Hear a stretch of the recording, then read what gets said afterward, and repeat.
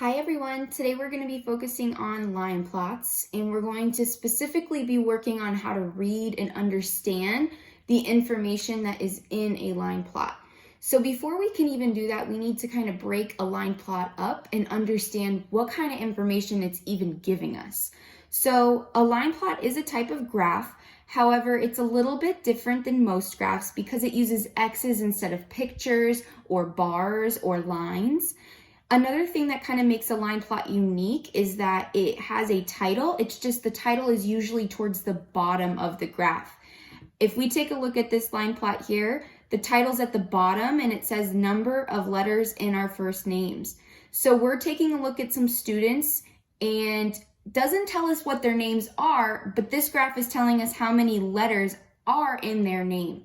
So that would mean that if I have 3, 4, 5, 6, 7, and 8 down here, those would be my numbers that are showing us how many letters are in a name. The X's are going to stand for the students that they were looking at and asking this question to. So let's go ahead and take a look at number 1. Number 1 says, which number of letters was found most often?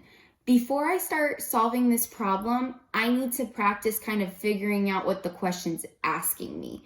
I see a couple things. One thing that I see is it says, which number of letters? Because that tells me I'm looking at the number of letters. Also, it says, which number of letters was found most often? So I'm looking for something that happened the most often. So I'm definitely not looking at smaller numbers or the least. I'm definitely looking at larger numbers or the most.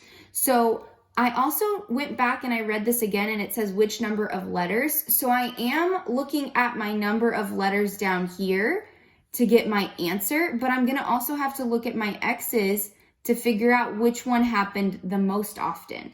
So if I go over here, which number of letters was found the most often, if I take a look at three letters, that only had 2 students, so that doesn't really tell me that that happened the most. If I come here, I've got 1, 2, 3, 4, 5 students that had 4 letters. That is a lot, but I can see just by looking over here that this one might be a little bit higher. So 1, 2, 3, 4, 5, 6, and sure enough, 6 students had 5 letters in their name. 1, 2, 3, 4 students had 6. So still not the most often. Only 1 student with 7. And then we have 2 students with 8. So now when I'm looking at which number of letters was found the most often, I can see that 5 letters in a name was the most often on this line plot. Number 2 says write a sentence to describe the data. When you're describing data, data is a fancy way of saying information. So when we are describing a graph, we're making observations on the information. That kind of rhymes there, and that's how I remember that, observations on information. So when I'm taking a look at the data, I'm simply just observing or noticing what I can from the chart. So when I take a look here, something that I could see is that not many students had 7 letters in their names. In fact, I could be even more specific and say only 1 student had 7 letters in their first name. You might even want to make an observation and say, I could even say that most students had 5 letters in their name. Because again, 5 letters had the most amount of people with that answer. So when you're writing a sentence to describe the data, it's simply asking you to make an observation. What do you notice on the graph? What kinds of conclusions or statements could you come up and share with other people? Number 3, it says, how many letters are in your first name? So if we're thinking about my first name is Emily. And if I count my letters, I've got 1, 2, 3, 4, 5 letters. So now number 4 is saying put the X above the number of letters in your first name. So I'm actually going to need to erase this here. Oop, no, I don't, because this is 5 here. And I'm going to add an X, which now makes that have 7 people. And as we can see, 5 does seem to be pretty popular even with me. So that's kind of interesting. Now we're going to start getting into more problem solving. How can we really use cubes to break up these questions so that we can make sure we understand what the question's asking us? So number 5 says, how many students have fewer than 5 letters? Something that I noticed with that question is that it said, I'm now looking at students. So how many students? And it also says fewer. And I'm not going to just stop there. I'm going to say fewer than 5 because that's important. Sometimes when we see the word fewer or more, we stop there and we don't actually look at if there's a number that we're actually seeing if it's smaller than or bigger than. So my question is asking me how many students have fewer than 5 letters. So I need to take a look at my letters. Down here, these are my number of letters, and here's 5 right here. But the question's asking me fewer than 5. And when I think of 5 is not fewer or smaller than 5. So I'm definitely not going to use anything for 5 because, again, 5 is not smaller or fewer than 5. If I go over here to 6, well, 6 is getting bigger. So I actually need to start working my way back this way.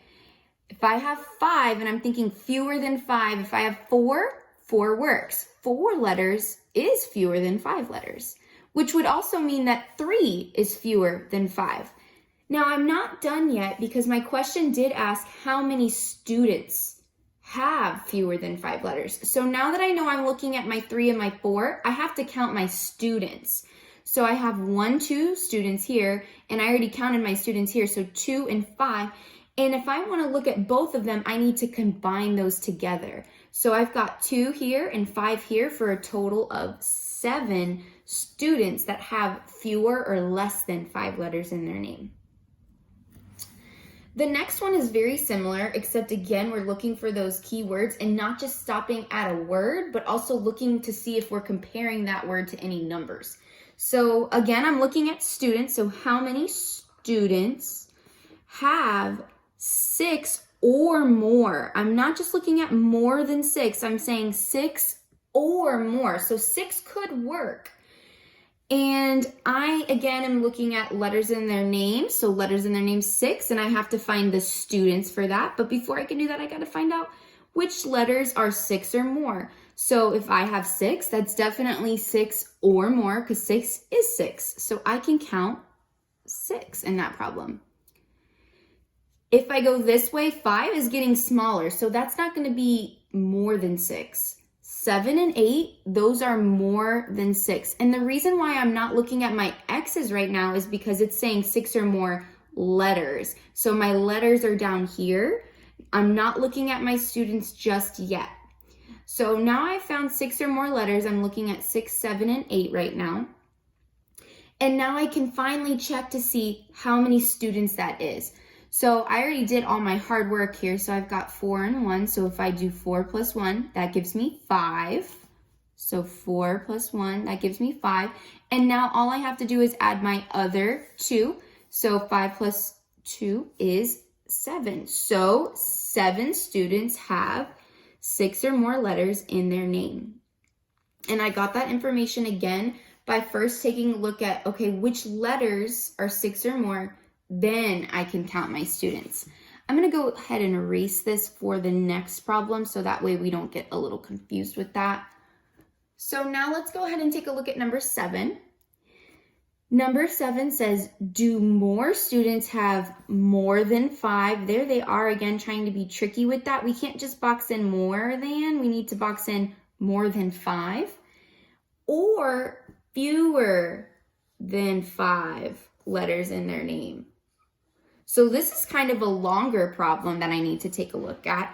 And the first thing I'm doing is I'm trying to figure out, are there more students that have this or more students that have this? So I'm going to work on one this before I can find the other this. My first this is more than 5 letters. So I'm looking at letters. 3 is not more than 5. 4 is not more than 5. 5 is 5, so it can't be more than 5. So again, I'm looking at 6, 7, and 8, and I just did all that hard work over here. So 4 plus 1 is 5. plus another 2 is going to give me 7. So right now I know that this gives me 7 students. But I'm not done yet because the question's asking me, is this more or this more? So I did the this more first, where I found out, okay, how many have more than 5? Well, I know 7 have more than 5. So now I've got to take a look and see fewer than 5 letters in their name. So I'm not going to go over here because 6, 7, and 8 are not fewer or less than 5. I actually need to go ahead and take a look at my answers this way. So 5, I'm going to start here because that's not circled yet. 5, when I think of 5, 5 is not smaller than 5. If I have 5, that is 5. It's not smaller than 5. So I'm going to keep going. I've got a 4. That's smaller than 5.